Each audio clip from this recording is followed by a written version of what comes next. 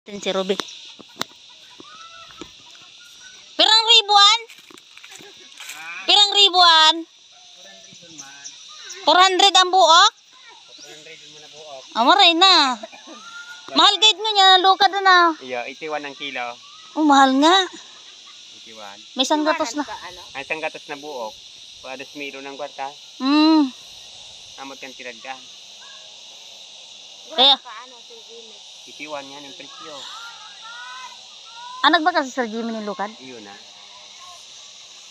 Negosyante talaga si Sir Jimmy, oy. Iya. Oo. Nagbakal pa ng lukad din sa dagang. Sa dagang, nagbakal dasin yung lukad talaga. At daw, i-vlog ko daw. Iya. Ako yung trabaho natin sa Bicol. Oh, guys. Ganito ang trabaho namin dito. Nagkukopra. Ayan. So, makitukal kita. 88. Magkano ang kilo ng kopra? 81. So, ayos na. Ganito ang hanap buhay namin dito. Kumukopras. Yan si Ruby. Gabuton tanin yung kamuting kahoy nini. May lamanan, nilangadaan. Matagas. Matagaan. Hindi man tig-aran sa eskwelahan. Hindi naman, tagaan. Iyan o, dako lang lamang kan. Are.